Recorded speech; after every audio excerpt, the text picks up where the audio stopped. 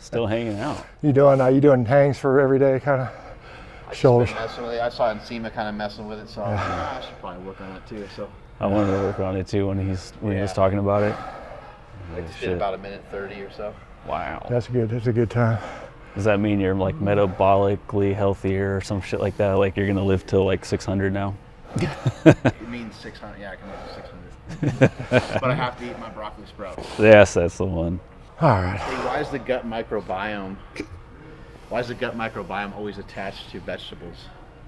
Like, why is all the people that talk about it's always they're always talking about vegetables. Yeah, I mean, talking about it's got to be pretty good for your gut too. Yeah, it is actually.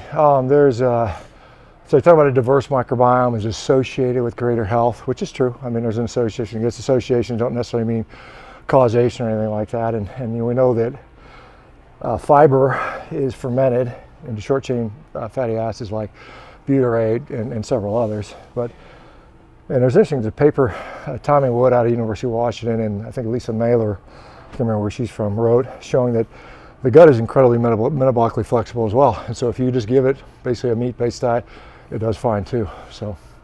And the meat, I would imagine, ferments to a certain extent. Well, not. See, the way we're designed is that in order for you to get anything out of vegetables, like for instance, if we look at primate anatomy and physiology, a chimpanzee can obtain about 48% of its calories through fiber.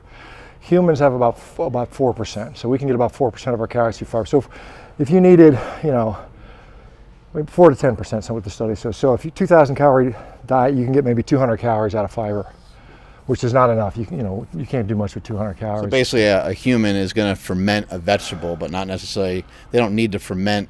They don't need meat to ferment. They don't really. I mean, there's protein fermentation is actually called putrefaction. It's kind of a nasty name, but it's really just the bacterial action of protein versus carbohydrate. And, it is a nasty name. Yeah, it is kind of nasty name. What was it called? Putrefax? Putrefaction, or you've heard of putrid or putrid, yeah. Right?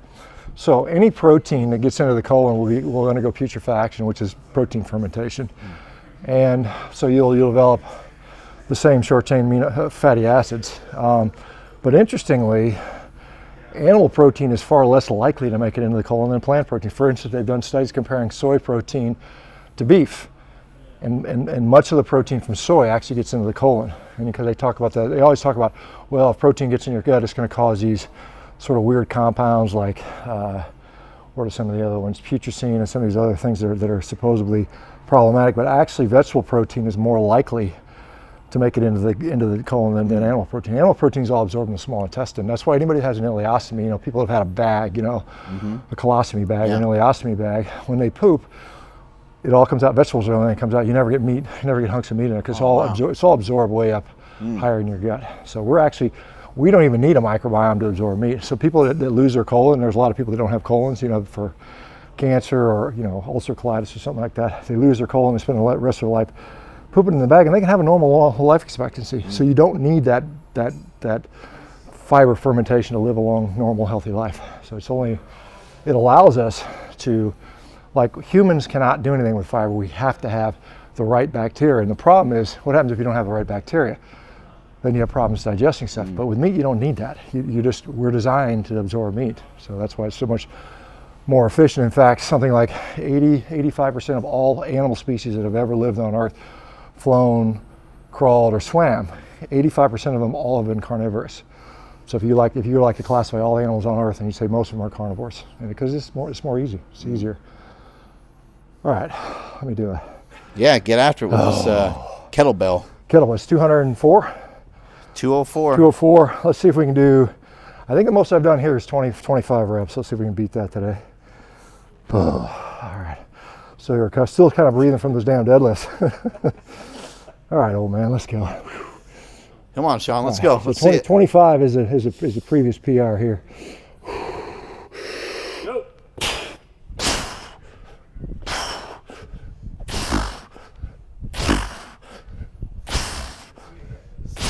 Yep. There we go.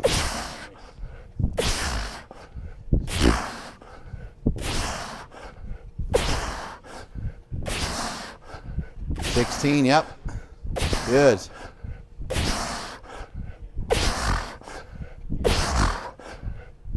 Nice.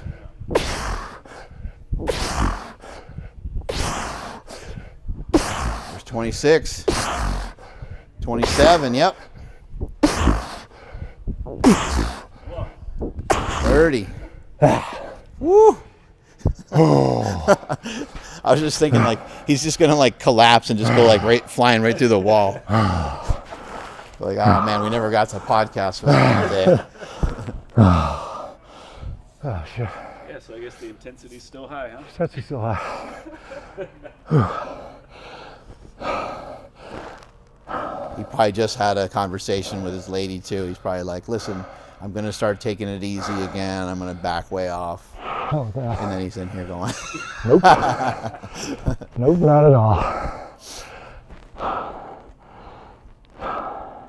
It's fun. Yeah. You know, it's fun to train that way. It's fun just to like, boom, smash yourself with one Well, thing.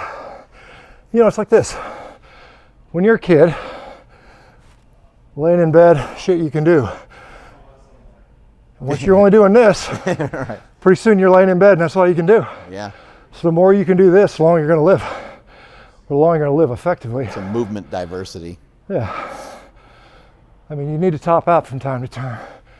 As long as your top is here, you know, because if this is your top and you say, oh, I'm not going to train hard, 5 years later, this is your top.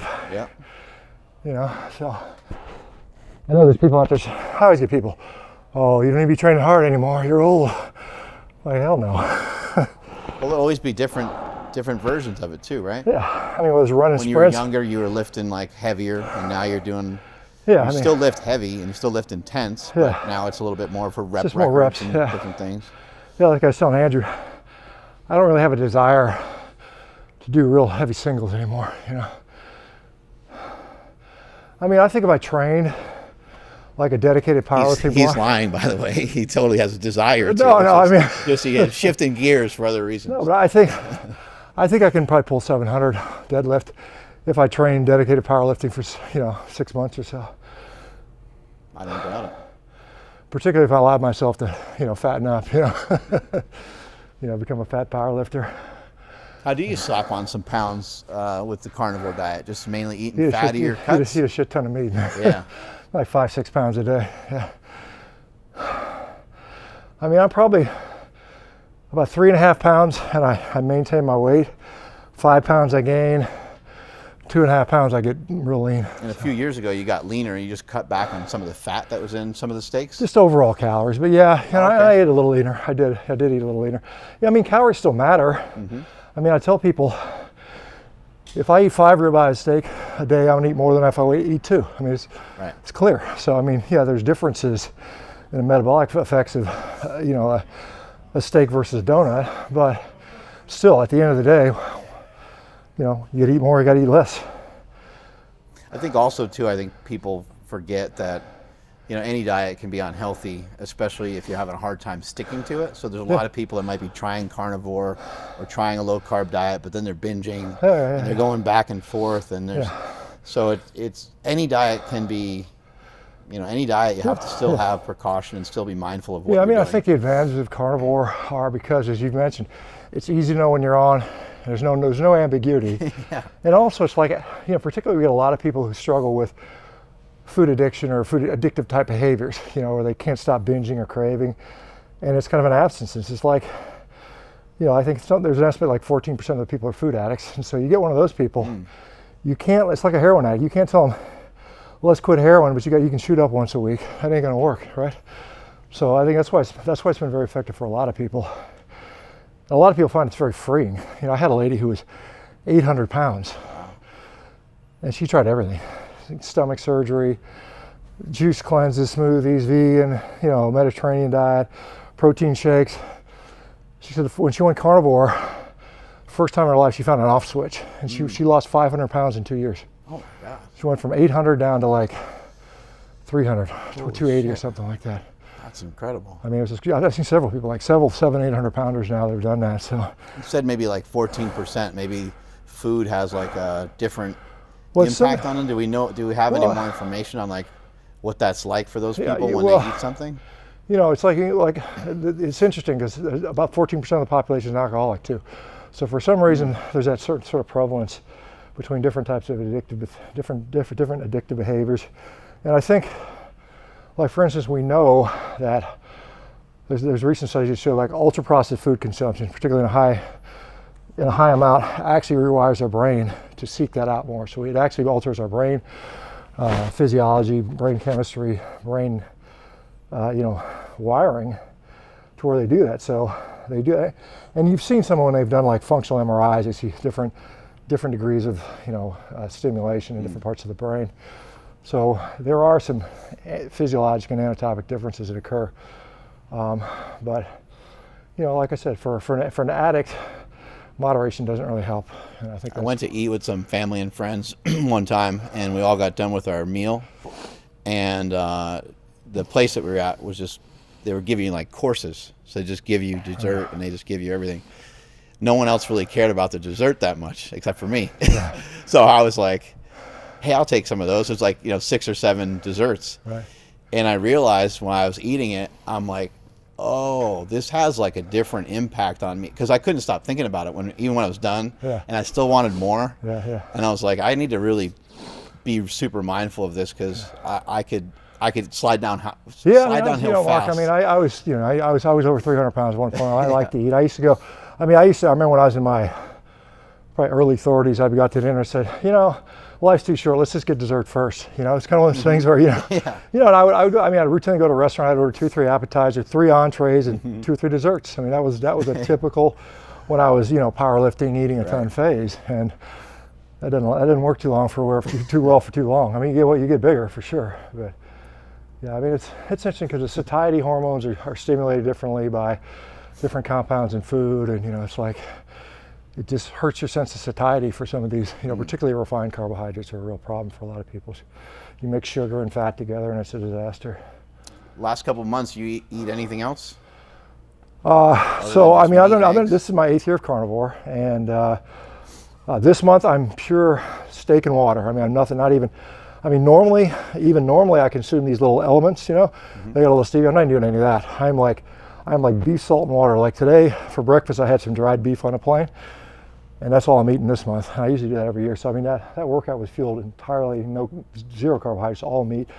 But at the end of last year, I was eating a little more dairy, cheese, a little bit of Greek yogurt, stuff like that, occasionally some eggs. But every year in January, when World Carnivore Month rolls around, I always tighten it up to this straight up beef, salt, and water. And I feel better. This is the best I ever feel, which is weird. I mean, a lot of people don't understand that, but I don't feel inflamed. Every once in a while, if it's your birthday or something, and you have cake and stuff like that. I had on Thanksgiving. I can't remember where. Oh, we were down in Oregon, on the coast of Oregon. We rented a little place by the beach there, and it's my son's birthday. Thanksgiving is my birthday, so I had a slice of pumpkin pie. I told him I was on Rogan a couple of days later. I said, I had pumpkin pie, but that was like the second piece of dessert I had all year. So it's just like I just don't do it very often, and it's not like I'm religious about it, but I'm just like, I just don't really want the stuff, It's just like I don't want it, So why do it if you don't want it? But I know there's people saying you can't perform without carbs, but I mean, I do all right. It's like.